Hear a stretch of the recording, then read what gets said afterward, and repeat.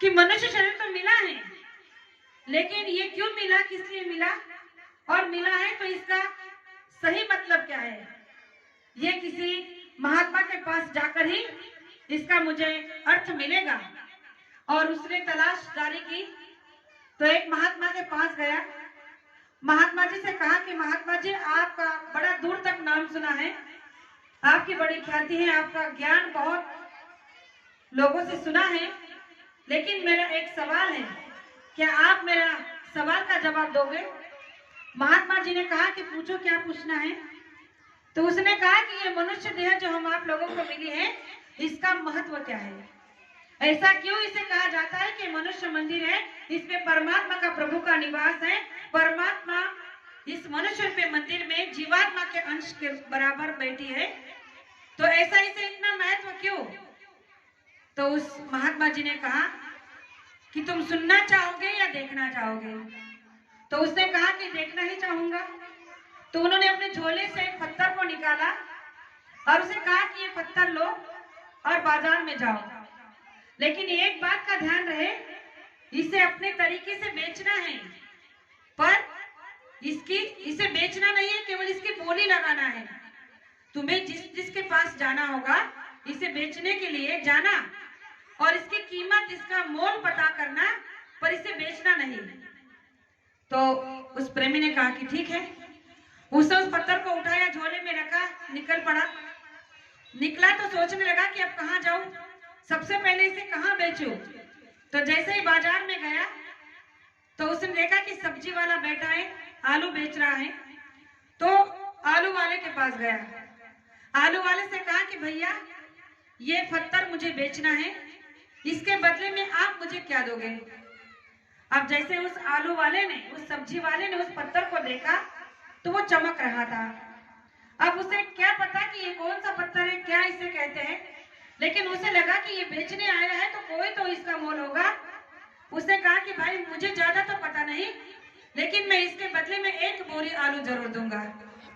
अब इसने सोचा कि एक पत्थर का एक बोरी आलू, तो चलो कहीं और पूछते हैं।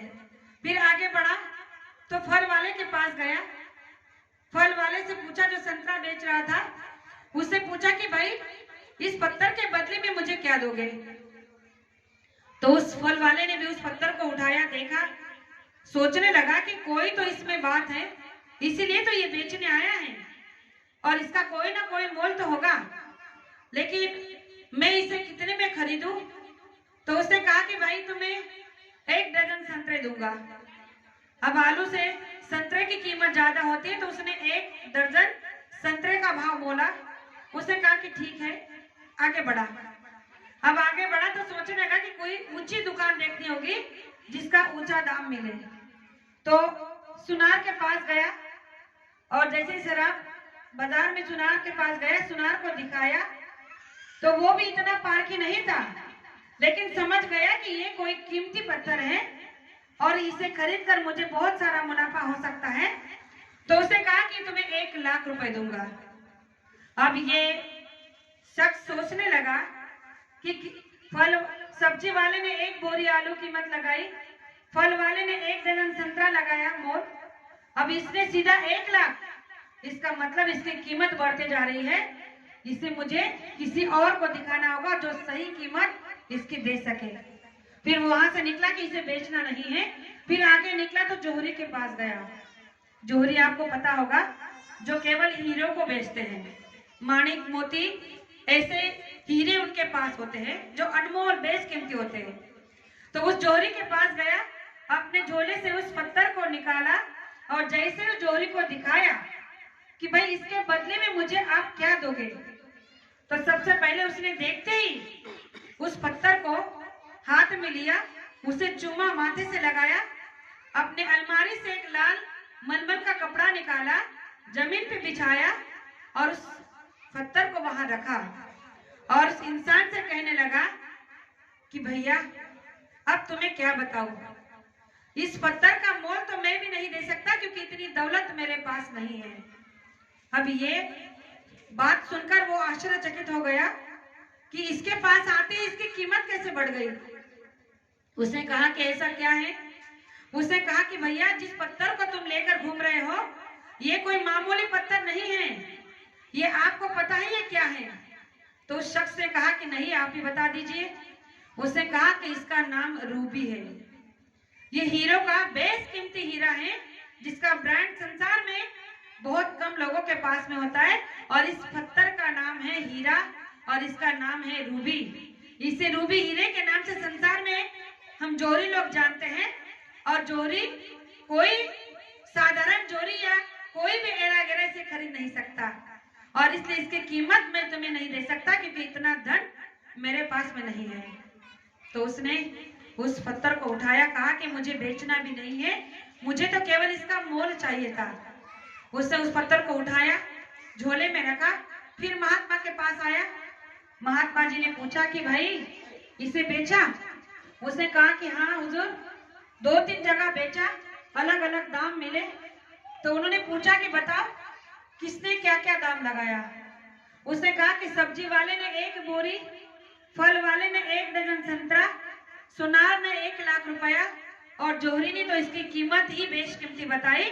इतना धन ही उसके पास नहीं था, इसलिए वो बोलने लगा कि मेरे पास में धन नहीं है, ये बेशकीमती नायाब हीरा है।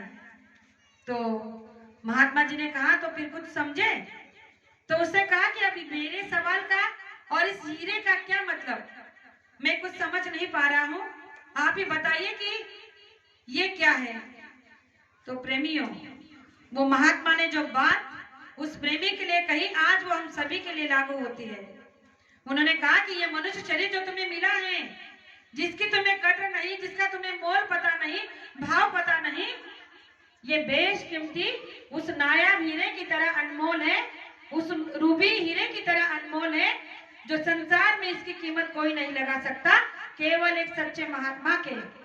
एक सच्चा महात्मा ही है जो तुम्हारी जीवात्मा को परख लेगा और तुम्हारी जीवात्मा को जान लेगा और उसकी कीमत तुम्हें लगाएगा कि इस संसार से निकल पड़ो, ये नाम का दान लो, इसका रटन करो, ध्यान भजन सुमिरन करो, अपने ही घर में बैठकर अपने माता पिता की सेवा करो, बाल बच्चों की सेवा करो, दुकान दफ्तर का काम करो, लेकिन मेहनत और ईमानदारी के साथ करो।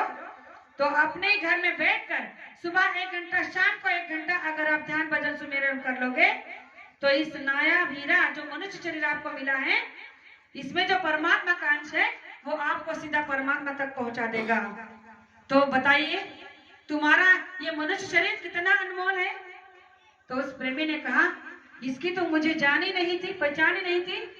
महात्मा ने कहा कि अरे आज का मानव इसी बात को भूला बैठा है और इसीलिए इस मनुष्य शरीर में अंडा भी डाल रहा है, मुर्गा भी डाल रहा है, मछली भी डाल रहा है, न जाने शराब जैसी गंदी गंदी चीजों को डाल रहा है, बेईमानी, झूठ, फरेब, धोखा, विभिचार, पापाचार, ऐसे सभी बुराइयों को डाल रहा है और इस बेशकीमती मानव देह को मिट्टी पलट कर रहा है।